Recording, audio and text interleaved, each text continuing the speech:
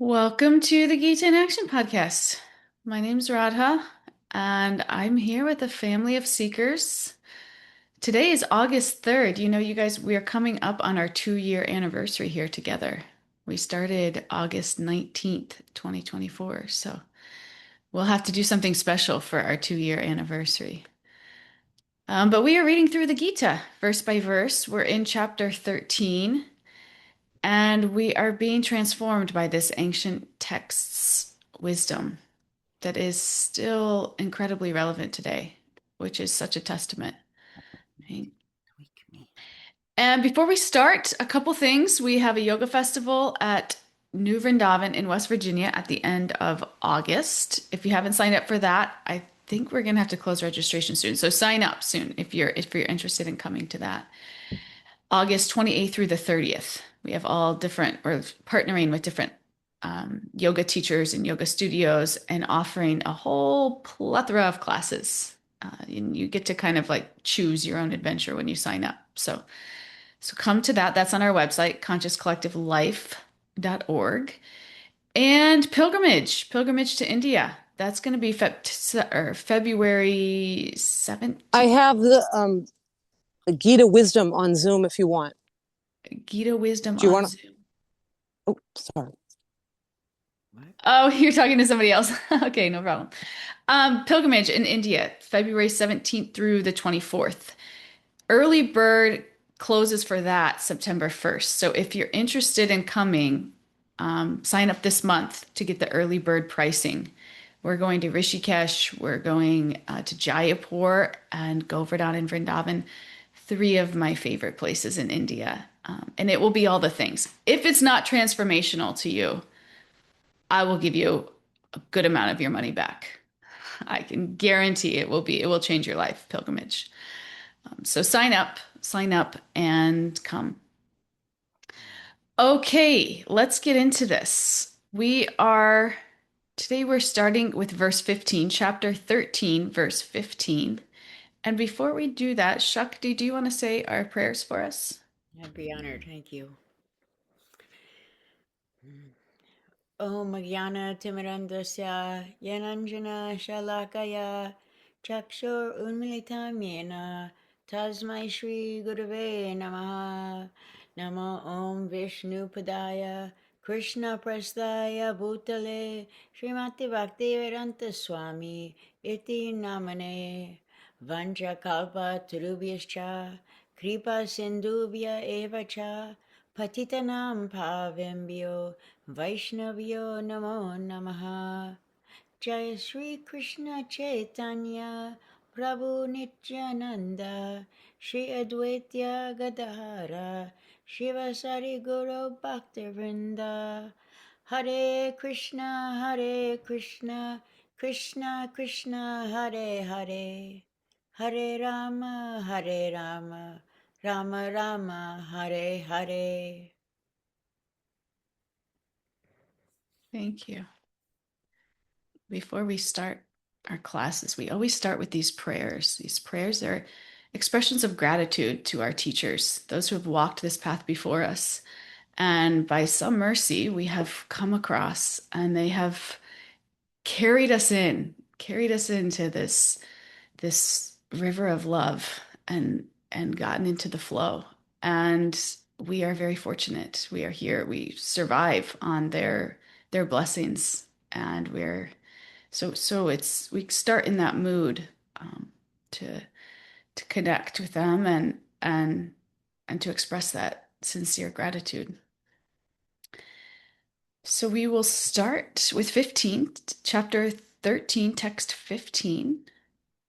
And I will share my screen and pull up the verse here.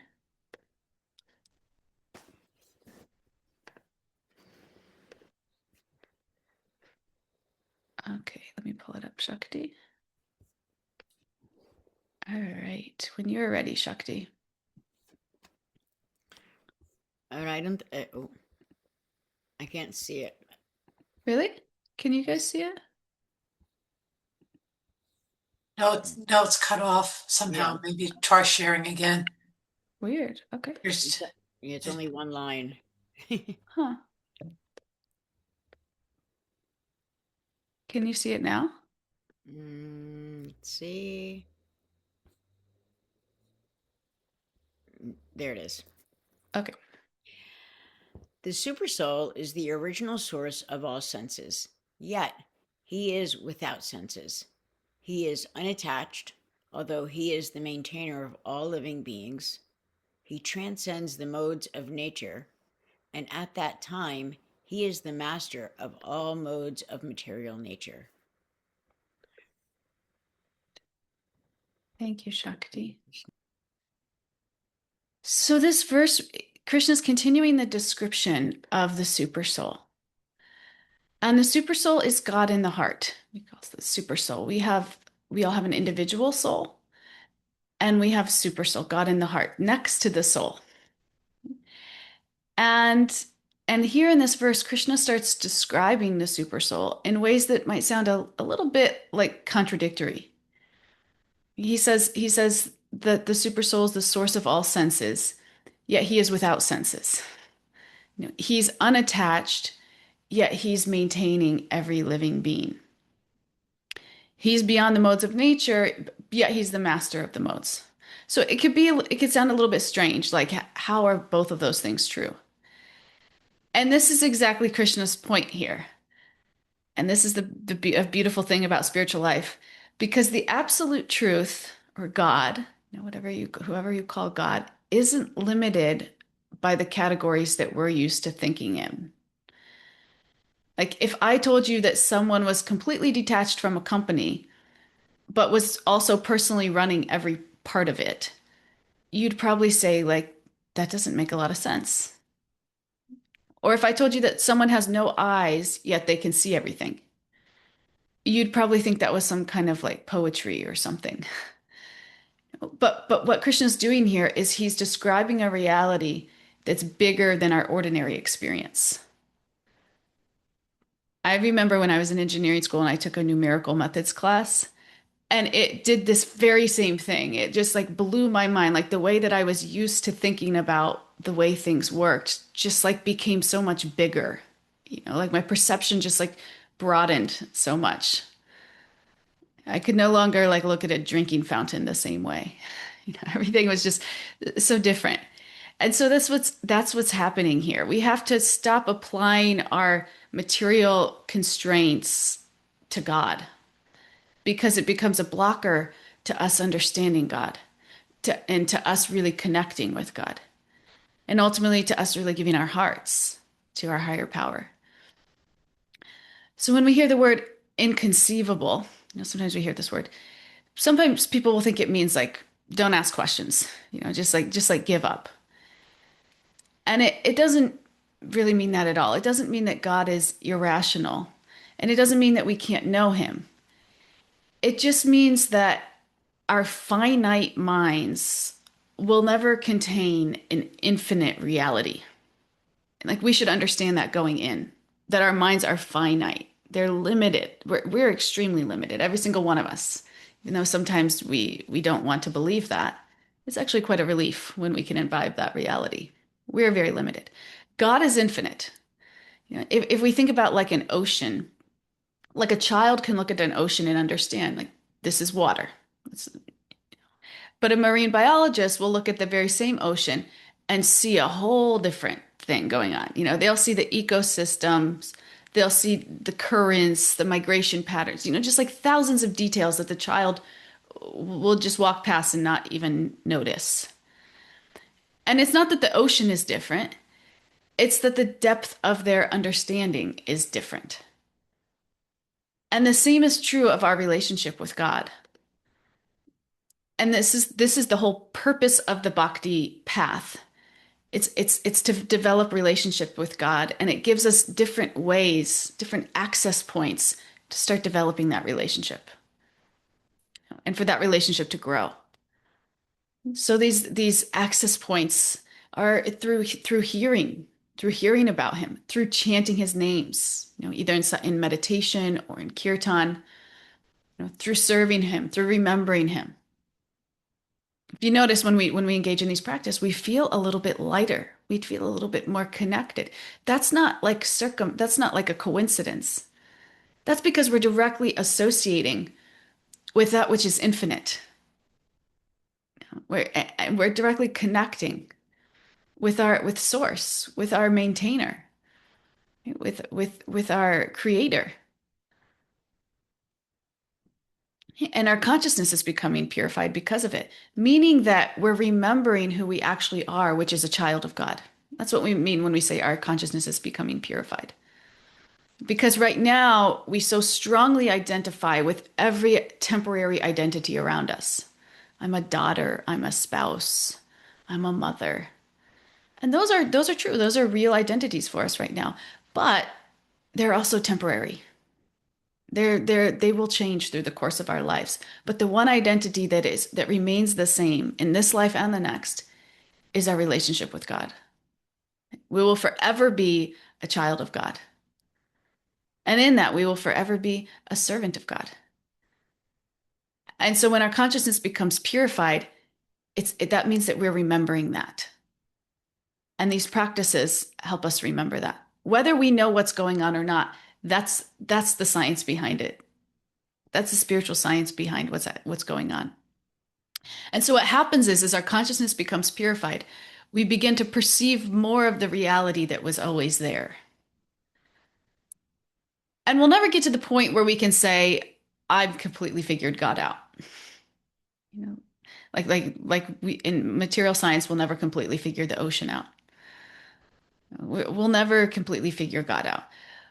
But that's actually the beauty of it, also, the beauty of the relationship, because God is infinite, and finite can never understand the infinite. And in that way, our understanding can just continue to deepen forever. It's quite beautiful. Good morning, Chantal. It's good to see you. So you just popped on. So how can Krishna be without senses? This is another statement in this verse. He's without senses. You know, it says he's the source of senses, but he's without senses. And this is the part that will blow your mind. So really listen up. So Krishna's not saying that he has no senses. He's saying that he has no material senses like ours. This is where we really have to put our engineer hats on and separate our body, mind, machine from our soul, because they're different. Our body and mind are mechanisms, are instruments for which the soul to express itself. And whether or not that actually, to the degree that that actually happens from a purely, depends on where we direct our energy, our consciousness. But that's the actual design of this whole mind body vehicle apparatus. And sometimes people get uncomfortable with the idea that God has eyes or hands or personality. You know, they might think like, aren't we just making God into a really powerful human being? But the Gita is actually turning that idea upside down. It's not that we've imagined God in our image. It's that we're made in his image. And the Bible also says this too, right? We're made in God's image. So when we think about our ability to see, hear, think, communicate, these capacities, they don't just appear out of nowhere. They originate in the Supreme Person. And the thing is, we just possess them in a tiny, finite way because we're part and parcel of him.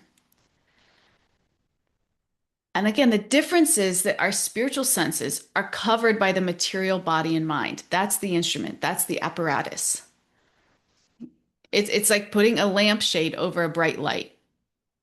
The light hasn't gone out. It's still shining, but it's just not expressed as fully as it could be.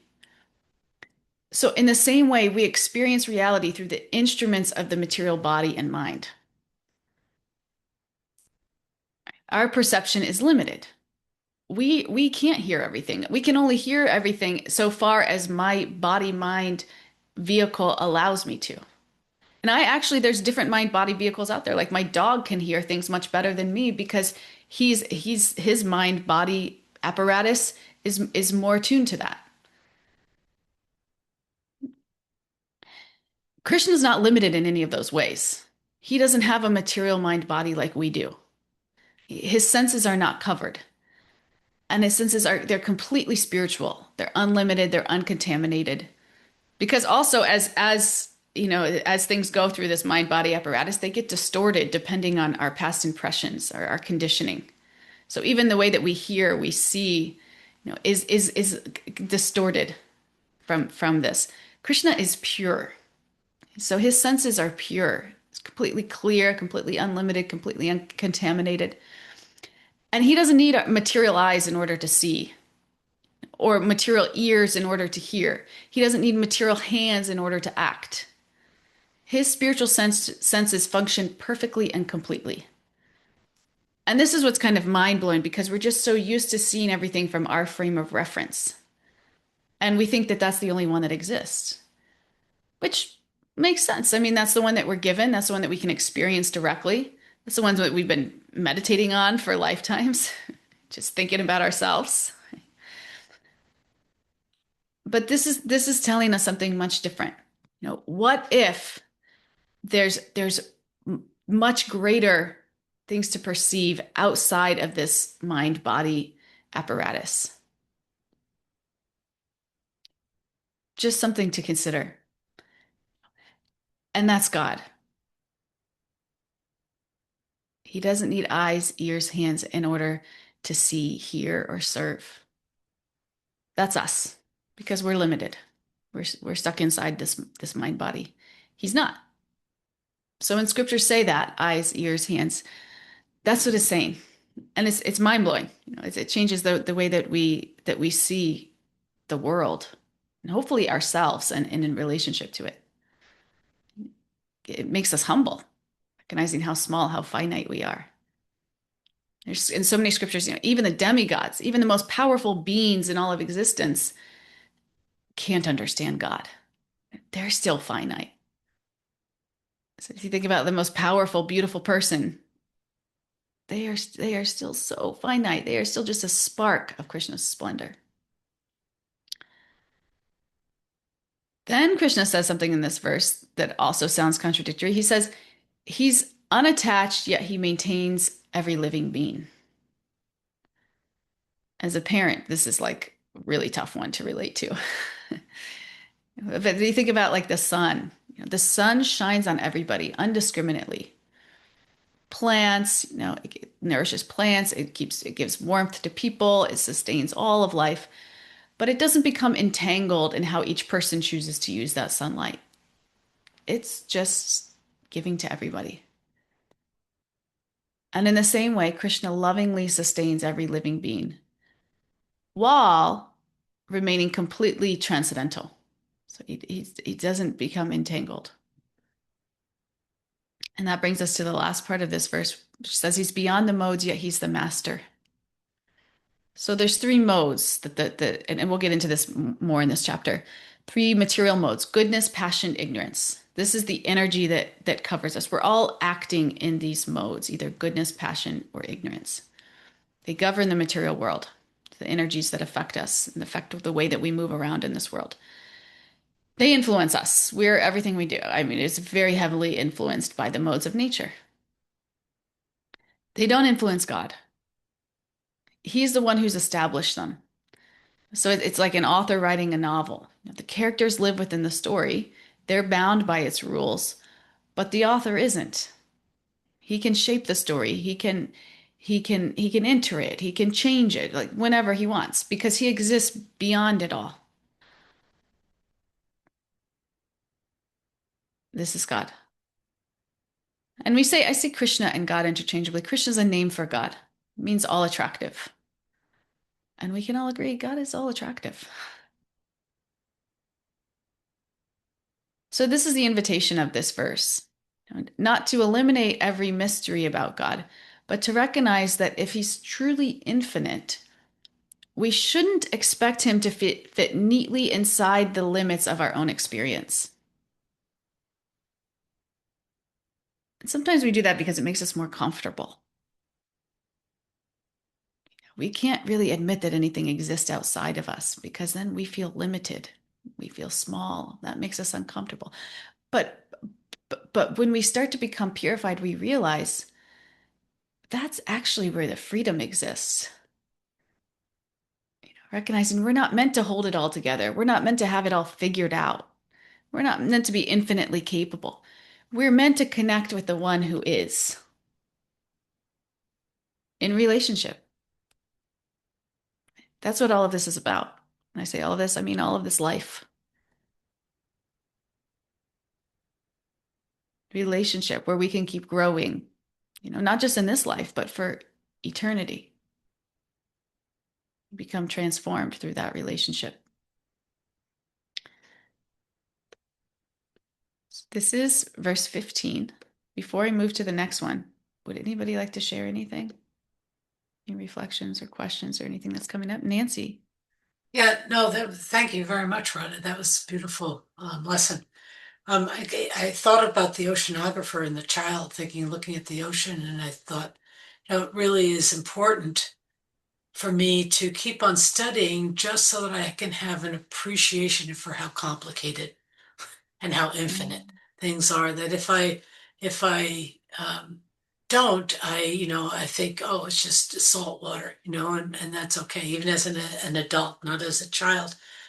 And the other thing that came to mind was, the relationship that I try to, that I hope to come to with Krishna is a heart to heart kind of relationship rather than a mind focused relationship. And when I think about, if I love something, mostly, somebody, somebody says, well, why do you love them? And a lot of times, if it's true love, I can't express it all because I don't know exactly what it is. And that to me is really a beautiful thought about perhaps I can get that with Krishna or coming to that where it's just, no, there's this faith, there's this surrender, there's an acceptance that I'm not going to know what I don't know and I don't have to know, and to really just get into this heart space where it's just it's where I want to be. So thank you so much for today. Thank you. That was really nice. That was a really nice way to bring it all together. And I like what you said too. We should seek to understand God and through scriptures, through things like the Bhagavad-gītā to help us get an understanding. But we should also understand that in itself is not the pure focus. We're just trying to understand so to the degree that we can love. We want to get to know God so that we can love God. And that's what scripture helps us do. It helps us to let our guard down. For me, especially, like, I need things to make sense. Like, this was what I struggled with when I was studying Christianity. Like, things just didn't quite make sense to me. There was just parts that weren't that I fully couldn't put into place. So sometimes it's helpful, for our material mind, to put our material mind at ease, to have like a more detailed map. And that's what I feel the Vedas are. It's just a very detailed map. And it doesn't mean that, Christianity's not true and the Vedas are true. They're all true. But it's just different ways to satisfy our understanding and ultimately disarm our mind so that we can get to the heart. And and it's beautiful. That's these scriptures have helped do that, especially a chapter like this. This is just really breaking everything down and putting it into perspective and saying, this is this, and this is how they all relate together. Yeah, really nice. Anybody else?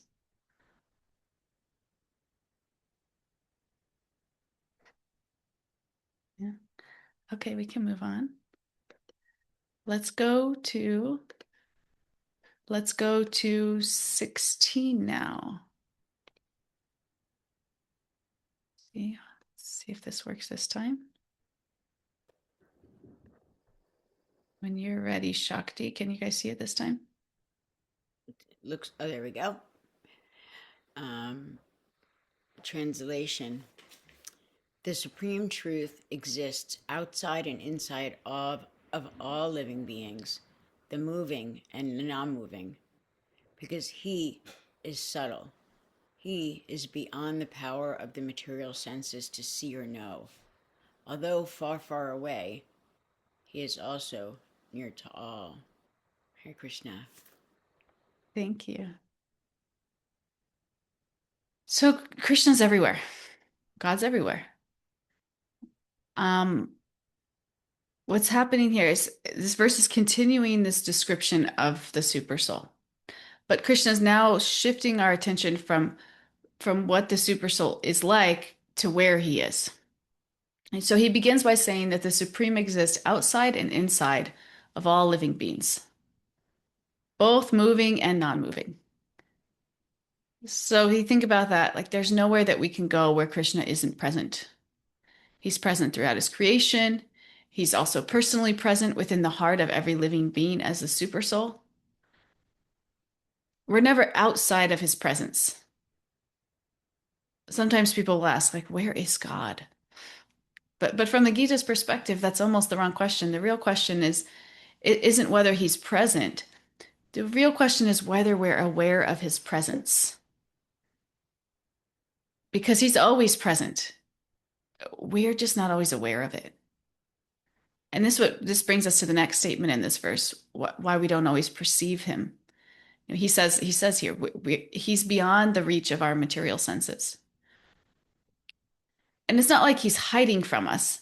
But again, it's because spiritual reality can't fully be perceived through material instruments alone. Spiritual reality can't fully be perceived through material instruments alone. And this is what makes it hard for people that are very, maybe scientific.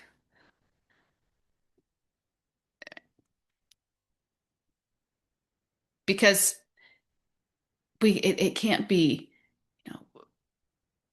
proved in the sense that scientists are comfortable with by material reality. It can absolutely be experienced.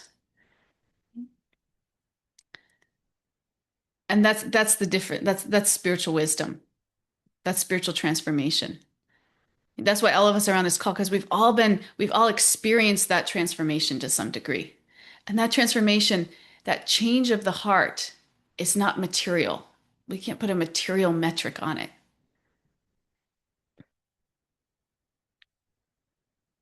So if you think about like radio waves, they're passing through this room right now. You can't see them, you can't hear them, but that doesn't mean that they're not here.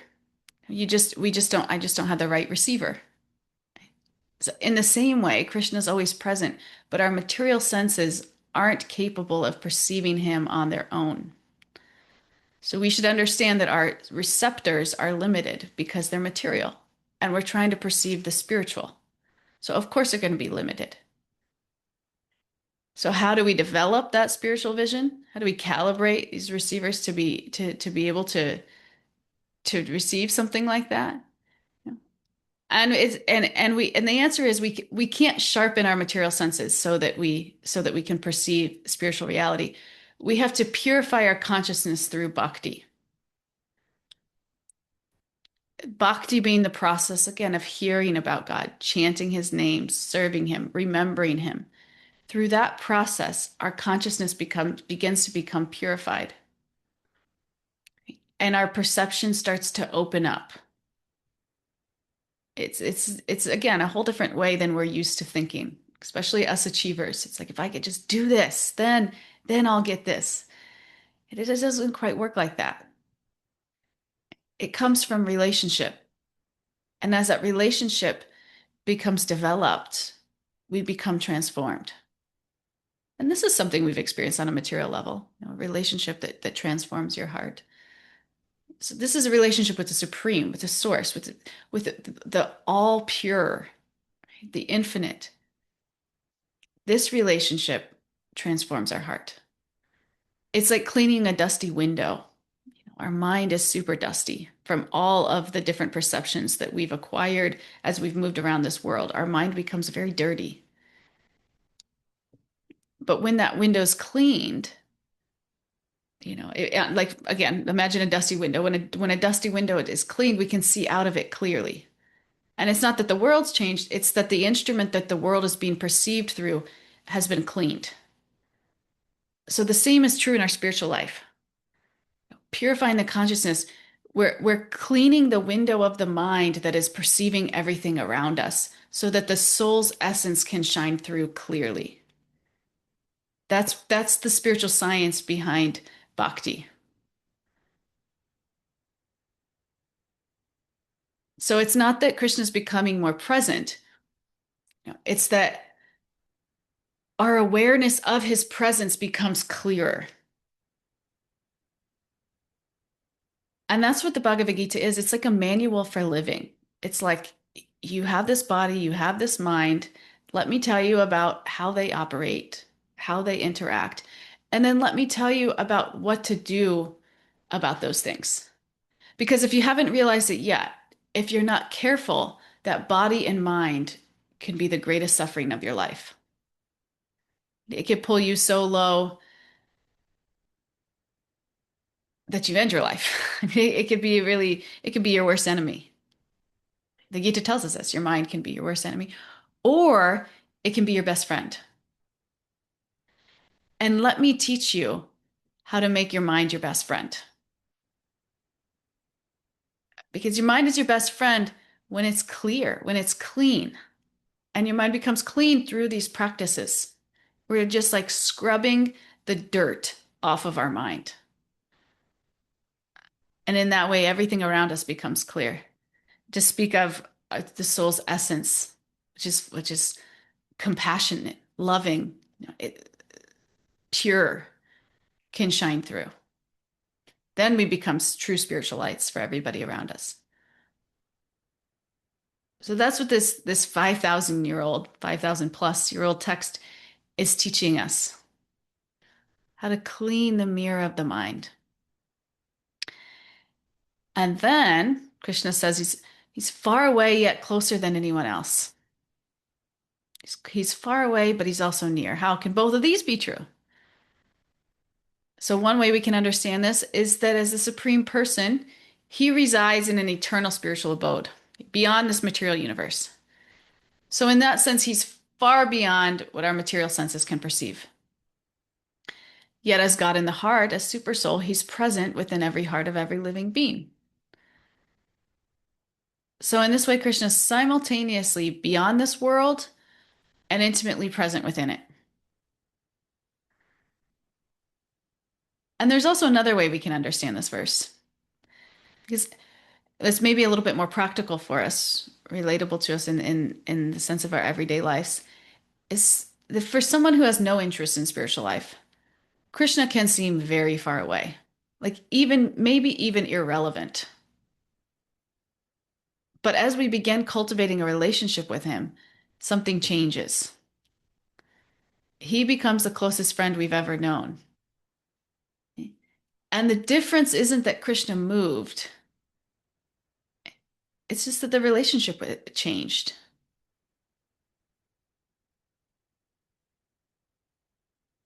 And we've all experienced this in our own spiritual lives. Sometimes God feels very close. Prayer feels natural. Chanting feels joyful. His presence seems almost tangible. Anybody ever go to Vrindavan, India? It's like, I swear the air is thinner there.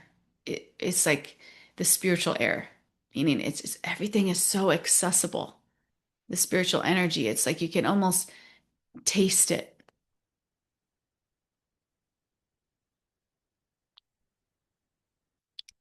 No, but then there's other times where he feels distant.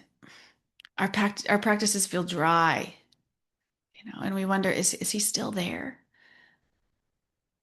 So this verse is telling us, again, his presence hasn't changed. When God feels far away, it's not because he's gone anywhere. It's because our awareness has been covered.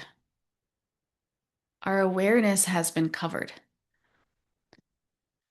But the good news is, as we continue hearing about God, chanting his names, serving him, remembering him, those coverings gradually begin to fall away. And it's a process.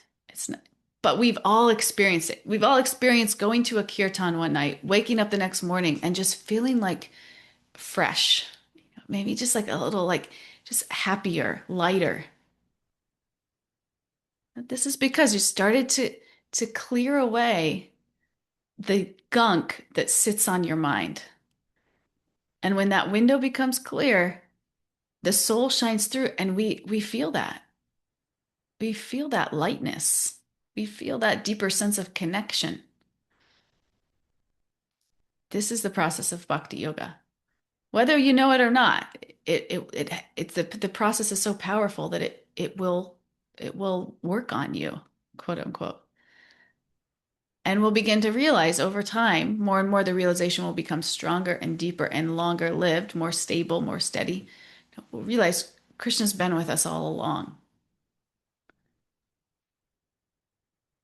And this is maybe one of the most comforting messages of this verse. Bhakti isn't about convincing God to become closer to us. We should understand he's already closer to us than anyone else. But bhakti is about awakening our awareness of the one who's always been present. And we'll see as we take steps, as we commit more of our lives to this, we'll see more and more reciprocation in our lives. It'll just happen. As Krishna becomes our more and more our sincere goal of this life, relationship with Krishna becomes more and more our objective. Krishna will make arrangements to bring you closer, to actually to bring down the barriers between him and you. And sometimes that feels good, and sometimes it doesn't feel so good. But as we become sincere, we'll see this happen in our lives. Before we move on to the next verse, would anybody like to share? Is this resonating? Is this making sense?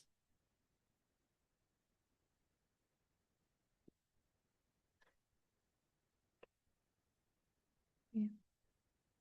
Should we do one more verse together? Aaron, please share with us. Hare Krishna.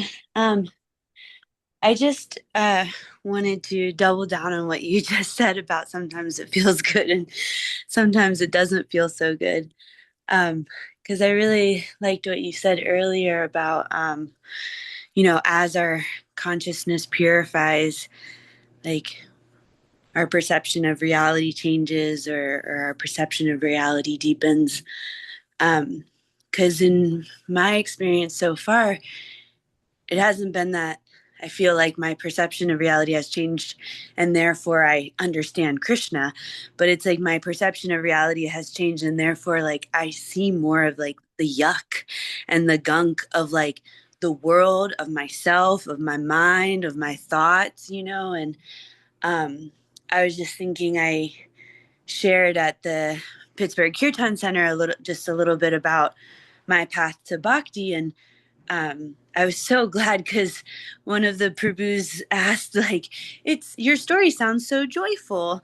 Like, what was it always this joyful and wonderful, or were there ever any obstacles in your way? And I'm like, oh, thank you so much for asking that, because I don't want to give off the illusion that it was just joyful. Like it was, and very much continues to be a lot of struggle and like a lot of yuck.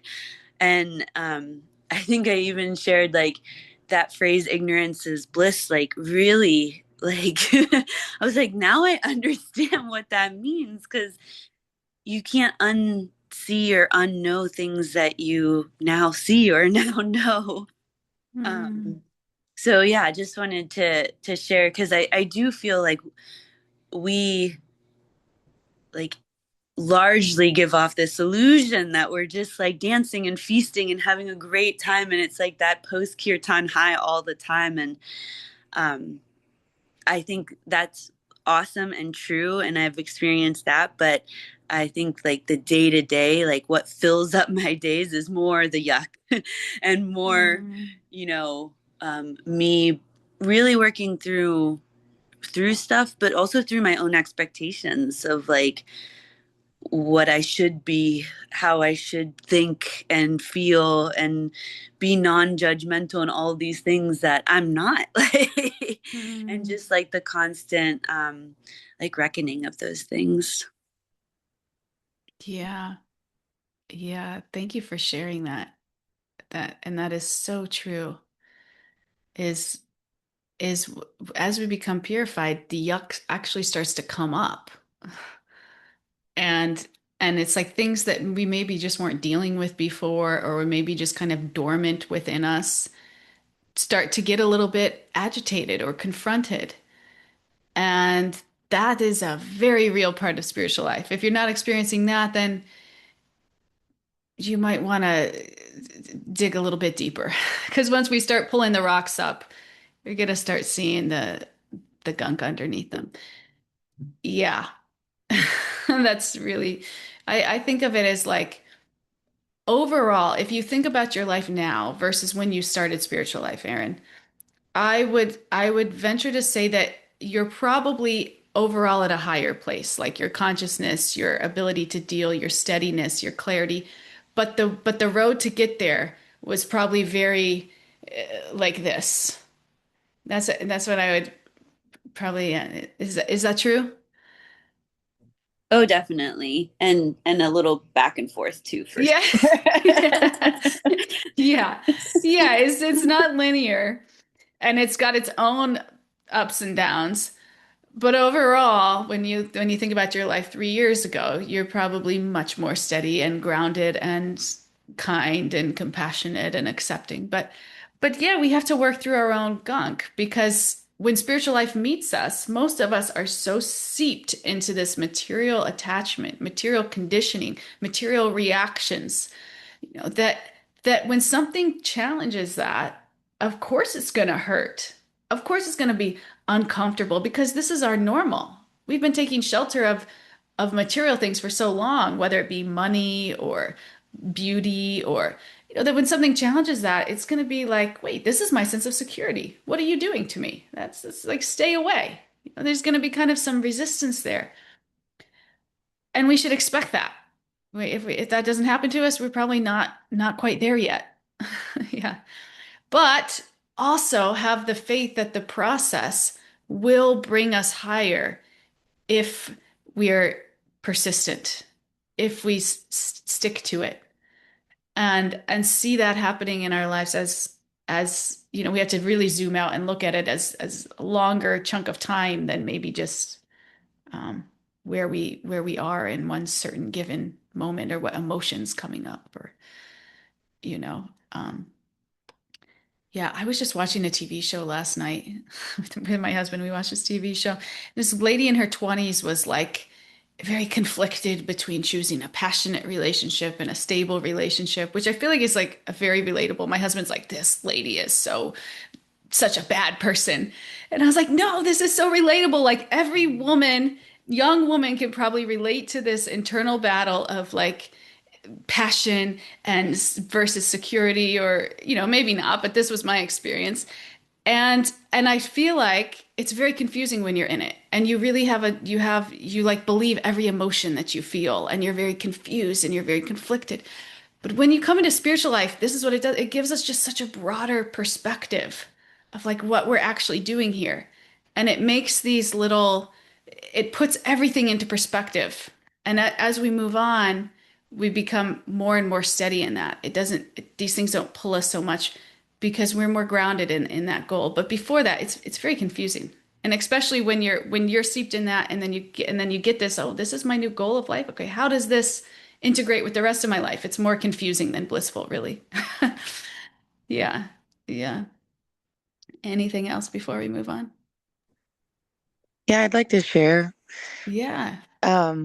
With Aaron share, what was coming up for me was just remembering, like, yeah, as we're getting purified and all this material gunk is coming up, um, we're getting purified. We're detaching from our material way of thinking and viewing, so that our spiritual senses can be more prominent.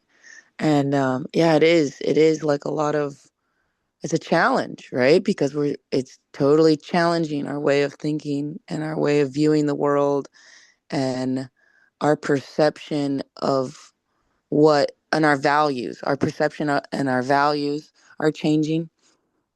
And this just reminds me of another topic that I've been sharing with a friend at the temple, of how, I used to like come into kirtan or come into spiritual life thinking like, oh, this is for my enjoyment, like, oh, let me go to a kirtan to really enjoy or to feel something. And, you're bringing up sometimes our practice is full of feeling and sometimes our practice is dry. But we keep steady with it because it's not for our enjoyment. Yes, we'll get some enjoyment out of it eventually once we're purified. We're going to be in that loving exchange.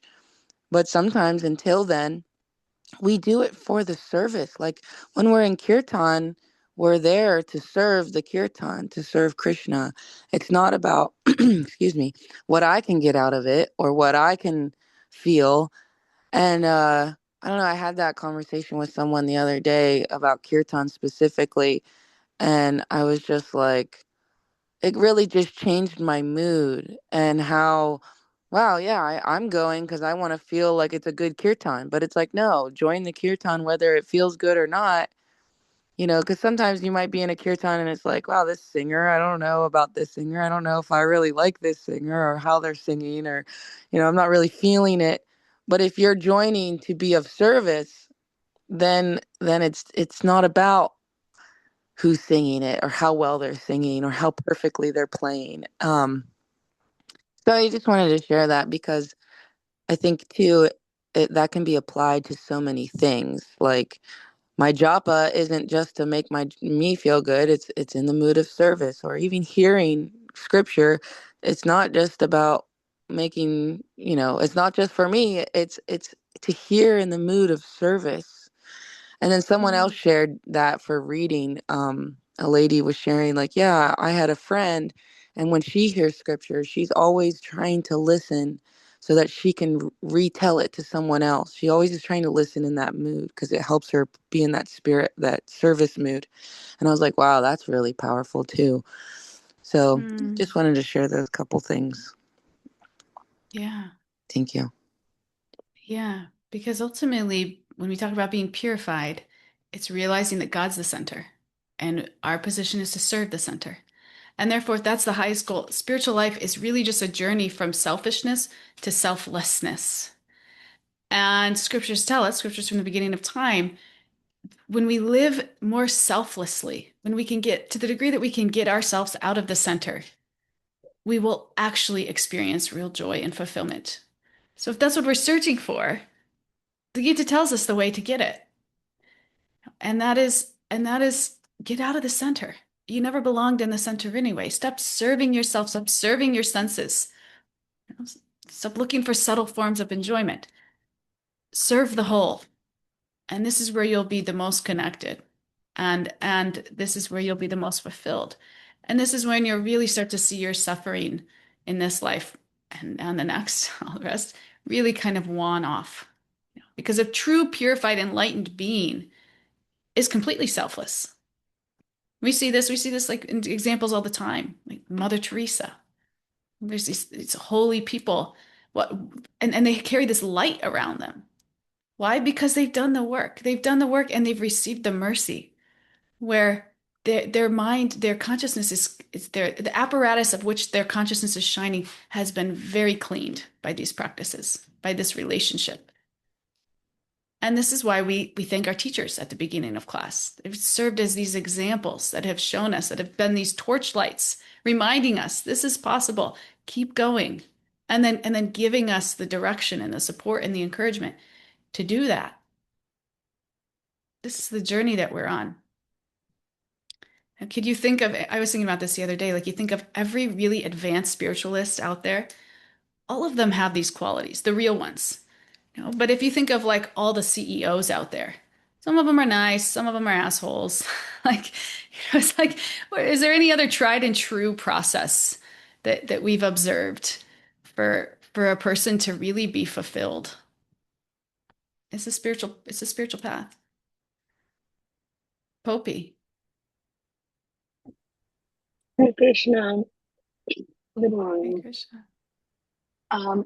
I really resonated, and I want to thank Aaron for sharing.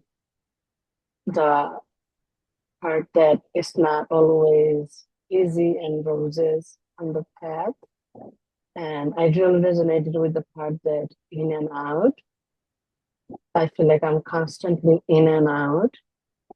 And I think I get out when things doesn't make sense or gets harder, or when I have to make a behavioral change and the resistance is there, which I struggle currently and in and out. Um, and then I think spiritually bypassing that is not all, for me, when I go to retreats or go to kirtan, I am authentic me. If the genuine happiness is there, I enjoy it. And then I think when I come back to my own world, the struggle is like there, and then being consistent. And then I think also I judge myself. I'm like, this is not going anywhere. I'm not progressing.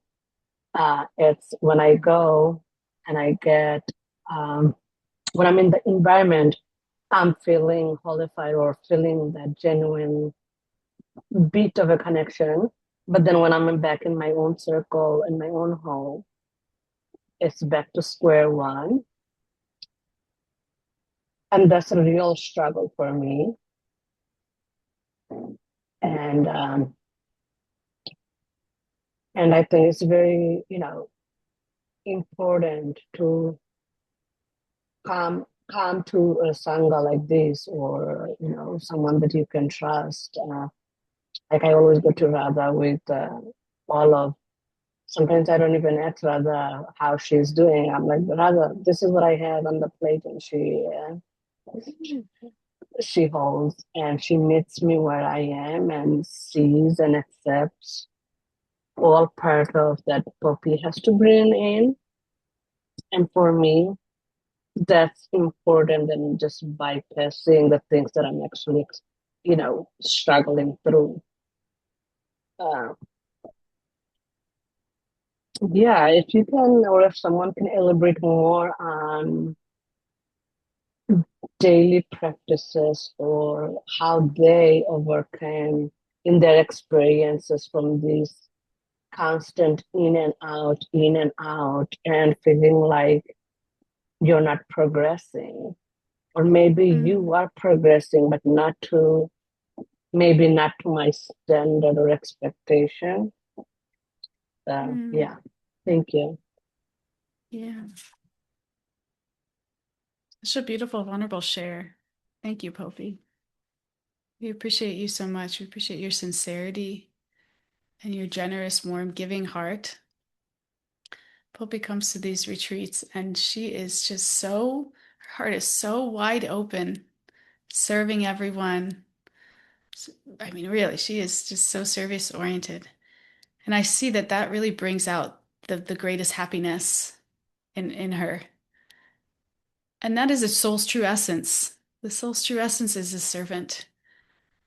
And the two things that I notice, Poppy, when you're on retreat that really lift you up are association of like-minded individuals that are really holding you up, giving you, being the instruments of love and just pouring that into you, and that you get to relate to and connect with and be on this journey together, and the service. I see you just looking for every service opportunity. You'll pay to go on retreat, and then you'll be like, I want to sponsor our last meal. That's Poppy. And it's not that Poppy's like a person who has a ton of money, and it's just like whatever she has, she wants to give. And then I see just like happiness radiating off of her because of it. And retreats are nice containers for this. They're nice, safe containers. This is why we have retreats. We don't have retreats so we can just go on vacation and like forget about life. We have retreats so that we can have these containers where we could practice the spiritual life and be transformed in these big, potent ways that stay with us, that keep us inspired as we move forward. And sometimes when we first come into spiritual life, that's kind of what it is. Like we're going from retreat to retreat, and at those retreats we get it. We get it. We're immersed in this container with this association and all this service, and we're like, this is what I want for the rest of my life. And then we go home and it's difficult, and we slowly kind of wan off. This is the beginning. This is what will happen. We should expect this. Just I would say keep steady. Keep just making those, if sign up for the next retreat. Keep steady. Make yourself a commitment to come to Gita Sangha, or if you have a local Sangha, make a commitment. I'm going to go this much, and just have a practice, a disciplined practice to get yourself there. And over time, the moments in between, you'll realize become steadier. This will happen over time. Guaranteed this will happen over time if you stick to the process. And just like Aaron said, it doesn't mean that you won't revert back, and because that's also part of the process. It's not linear, unfortunately. We love linear, clean things. Spiritual life isn't like that. But just one day at a time, try to make a decision that will uplift you, that is more in line with remembering who you are, and seek the association. Like it says, association, association, association. You are who you surround yourself with. So if you're around other people who this is their priority, it will naturally become your priority more and more.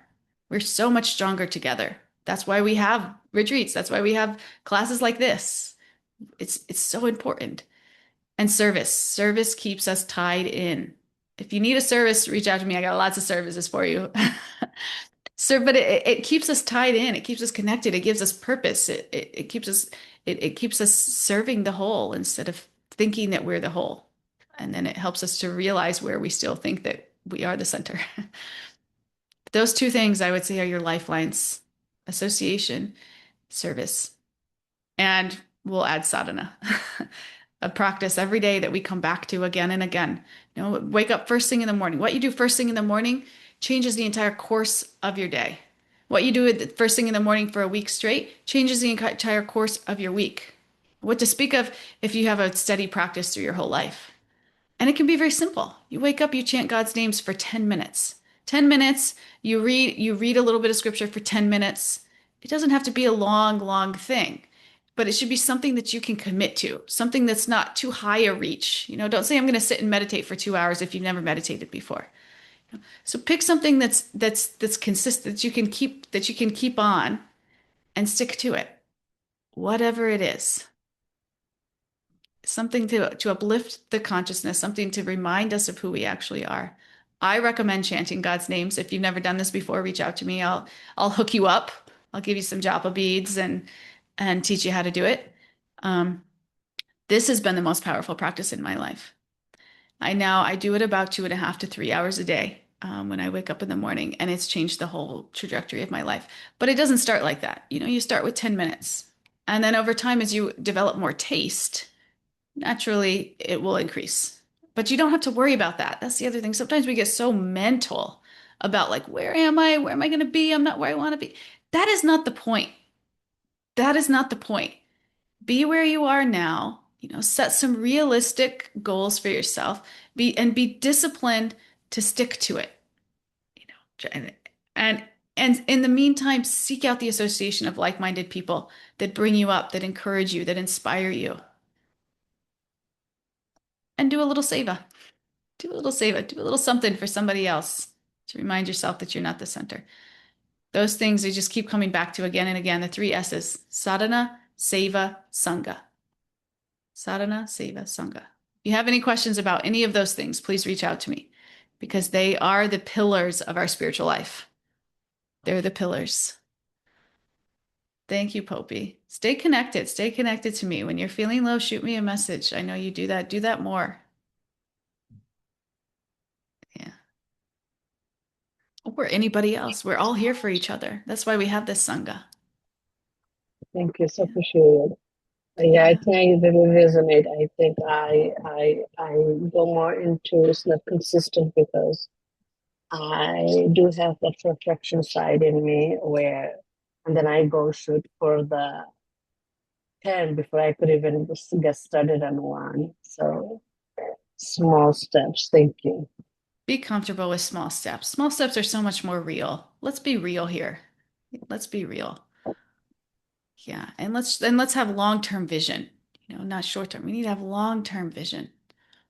Let's take it steady, take it steady, take it slow. Yeah.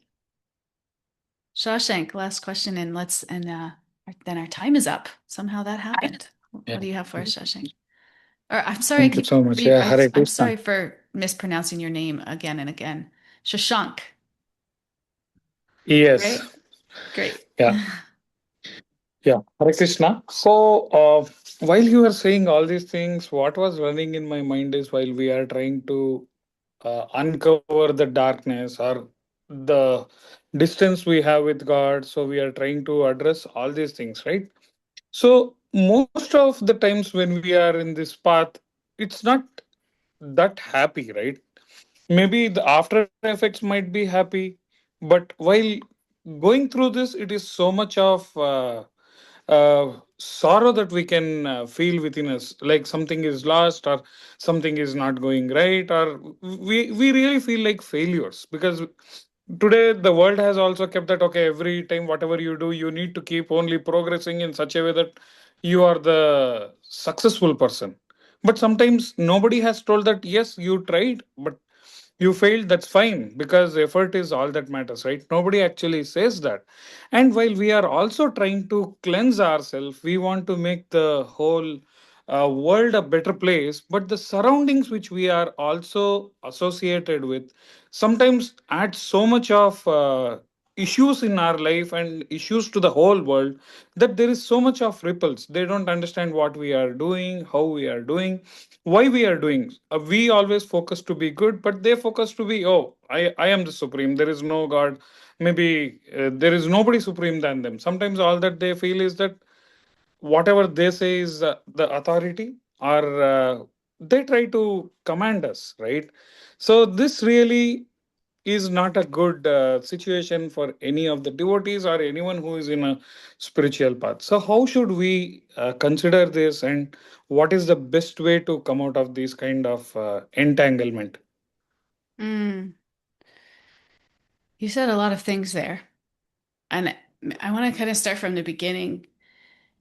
When we talk about when you say when we talk about progress, and people want us to progress.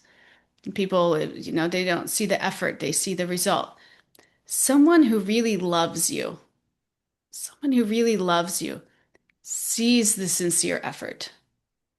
If you think about that, or someone that you really love, like you really love your child, you're not going to knock them because the drawing that they draw you is like disproportionate and ridiculous looking. No, you're going to see the effort there. You're going to see the heart. You're going to love that. You're going to appreciate that, and you're going to lift them up. You're going to encourage them. God sees our effort, and our relationship with God is the relationship that we're trying to cultivate here. And sometimes we get distracted by our own mental narratives or people outside of us or our cultural conditioning that we have to be at a certain place and it has to look like this. And this is nonsense. This is nonsense. This is just the ego taking control and then the ego clashing with other people's egos. That's not spiritual life. That's a distraction from spiritual life. So we have to kind of let that go. Because even when you look at your relationship with somebody that you really care about, you're not like measuring it. You're not like, okay, so I've spent this much time. I feel like we're this close. Now we're not. No, it's something you can feel intuitively. You can kind of feel like the closeness but it's not something that's like so, mechanical. And if it is, then where's the love in that? So we have to approach our relationship with God like this.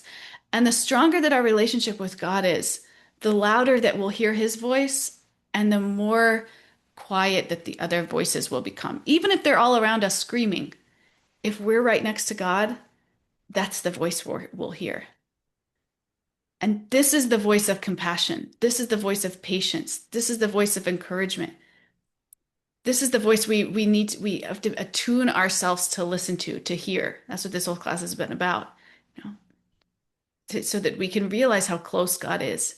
And when that happens, we can be surrounded by an ocean of other loud voices telling us that we're not good enough, we're not making progress, maybe even our own voices telling us that. We can't even hear it.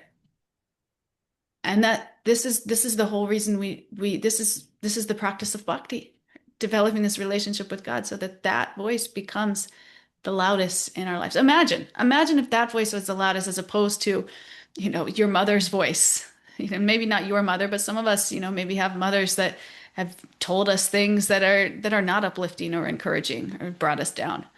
Or, that person who really has a problem with you, their voice, or your own voice.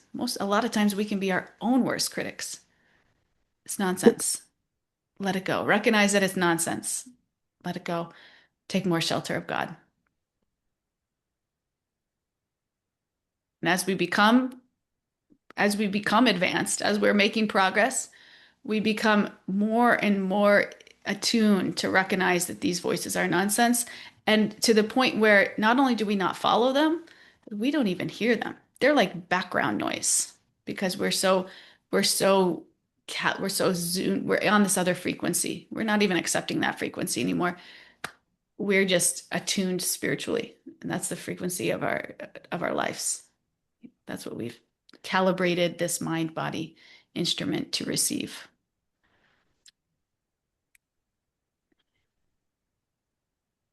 Does this answer your question? It's a very nice question. Very beautiful discussion. Thank you all. Thank you for coming. We're over time, so we probably need to end for the day. But it's beautiful discussion.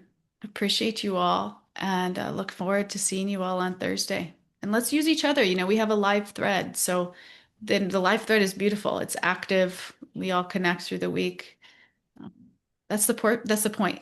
We're walking each other home. It's necessary. It's not optional. It's necessary to have association. Thank you all. Thank you.